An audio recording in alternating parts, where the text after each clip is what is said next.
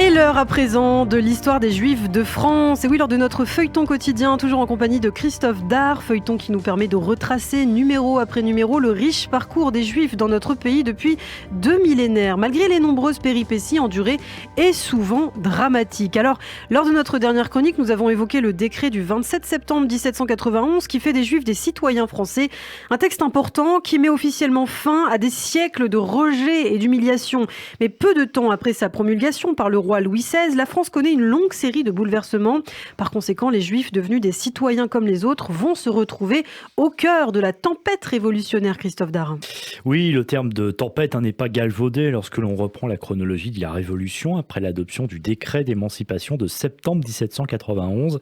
Le 20 avril 1792, l'Assemblée législative déclare la guerre à l'Autriche, donc à celui qu'on appelle alors le roi de Bohême et de Hongrie, rapidement devant la débâcle des armées françaises, alors que la Prusse rejoint l'Autriche dans sa lutte contre la France. Beaucoup pensent que le roi Louis XVI, qui oppose des vétos aux décisions de l'Assemblée, complote avec les monarques européens contre lesquels la France est en conflit pour qu'ils viennent écraser les armées révolutionnaires et rétablir le souverain comme monarque absolu, ce qui était le cas bien sûr avant de devoir se résoudre à un nouveau régime, celui de la monarchie constitutionnelle.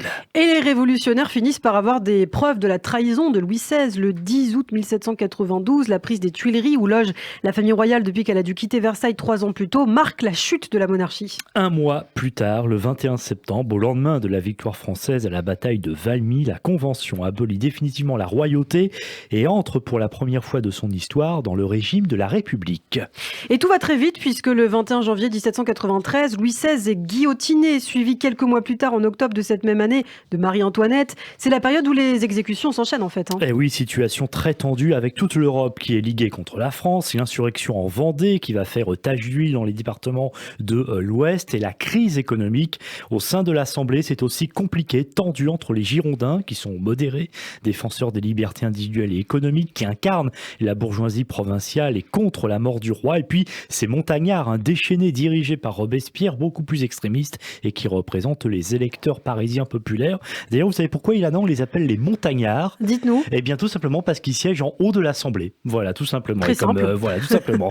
Et finalement, les principaux chefs girondins sont arrêtés et exécutés au printemps 1793, ce qui laisse les montagnards et du coup les éléments les plus extrémistes seuls aux commandes. Alors la question qui nous préoccupe évidemment est de savoir si les Juifs ont été mêlés à ces événements qui se succèdent entre 1791 et 1793 et surtout s'ils en ont souffert. Eh bien en tant que Juifs, non, mais en tant que citoyens, oui, je m'explique. Ils s'enrôlent dans l'armée française qui doit lutter contre l'Autriche et la Prusse, donc la fameuse guerre dont je parlais, et lorsque le 23 août 1793, la Convention décrète la levée en masse, qui envoie en fait sous les drapeaux tous les jeunes de 18 à 25 ans célibataires ou veufs sans enfants, eh bien près de 400 000 hommes sont enrôlés, dont des Juifs qui portent du coup l'armée à 750 000 soldats en tout. Beaucoup de Juifs qui ne font pas forcément partie de cette armée peuvent aussi financer cette armée donc qui lutte contre l'ennemi extérieur. Et puis les Juifs sont très investis politiquement, c'est le cas notamment de Zalkin Hurwitz, un Juif polonais arrivé en France en 1774 et qui exerce pendant plusieurs années le métier de colporteur de vêtements. Bah oui, j'aime bien vous raconter ces petits destins, ces portraits, effectivement, cette petite histoire dans la grande avec effectivement Zalkin Hurwitz dont l'engagement politique en fait démarre en 1787. Je veux dire que c'est pas vraiment un inconnu puisque comme le fameux abbé Grégoire dont on a parlé précédemment, eh bien, il a répondu Hurwitz à la fameuse question posée par l'Académie des arts et des sciences de Metz dont la question était, je vous le rappelle, est-il des moyens de rendre les Juifs plus heureux et plus utiles en France? Vous avez 4 heures. Son mémoire, retenu avec celui de Grégoire et d'un autre, eh bien, a été qualifié de bon travail et il est publié en 1789 sous le titre Apologie des Juifs. Et donc, du coup, bien avant le décret d'émancipation de 1791, Hurwitz s'engage dans la garde nationale, il participe au débat politique dans diverses sections et il écrit de nombreux articles dans la presse révolutionnaire, ce qui fait du coup de cet homme, de Zalkin Hurwitz, eh bien, il est un des plus prolifiques auteurs de journaux de la période.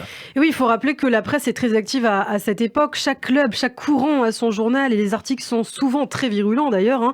Quelles idées justement expose Hurwitz dans les journaux révolutionnaires? Eh bien, il défend l'affranchissement des Juifs parce qu'il est proche des Girondins, il est contre la mort du roi Louis XVI et il est opposé au décret qui interdit aux étrangers de résider à Paris ou dans les ports. Il s'engage aussi sur des sujets moins clivants comme la construction d'échelles de secours contre les incendies ou encore pour transformer la carte géographique de Paris. Paris. Au cours de l'année 1793, si la France connaît enfin des victoires militaires et que les révoltes populaires comme en Vendée se calment provisoirement, la terreur toutefois se met en place et cette période va avoir un impact direct sur la communauté juive. Oui, alors les Juifs sont à l'abri de la loi des suspects promulguée en septembre 1793 puisque seuls sont concernés par les peines de prison les ennemis de la Révolution, les aristocrates, les émigrés, les prêtres réfractaires. Il n'en reste pas moins. Il y en a que bon nombre de juifs subissent eux aussi les foudres de la terreur car les accusations de trahison pleuvent contre ceux engagés ou non dans la Révolution. Or, beaucoup de juifs évidemment se sont engagés comme on l'a dit, sacrée ironie donc du sort quand même pour les juifs de France, ils se sont battus pour devenir des citoyens comme les autres et être protégés des persécutions pour finalement se retrouver comme les autres Français, menacés par la terreur et du coup subir des arrestations et la prison. Et c'est le cas notamment pour la famille de Cerbère dont on a déjà parlé, qui avait défendu les Juifs d'Alsace avant la Révolution et qui s'était battu pour l'abolition des péages corporels. L'un de ses fils, effectivement, Marx, deux de ses gendres aussi sont emprisonnés pendant quelques mois. Son beau-frère, le rabbin David Sinsheim, qui dirige une yeshiva en Alsace et dont on reparlera beaucoup plus tard lorsqu'on évoquera le Grand Sanhédrin, lui contraint de fuir. À Bordeaux, le banquier et armateur Abraham Furtado, pourtant très engagé pendant la Révolution, est également en danger. Et membre du Conseil général de la communauté de Bordeaux au début de l'année 93, il participe à l'activité des sections révolutionnaires de la cité girondine et il prend même la tête d'une délégation de l'une des sections chargées de rechercher, de désarmer des suspects. Mais lui qui est si enthousiaste des idées révolutionnaires, est sous le coup, il en a d'une accusation de trahison. Encore une, car il a participé à une commission populaire qui n'est pas appréciée de la Convention. Je veux dire que c'est vraiment une période de paranoïa totale. Il se cache donc chez des amis, puis dans de la famille et finalement part pour Bayonne où il échappe de peu à la guillotine.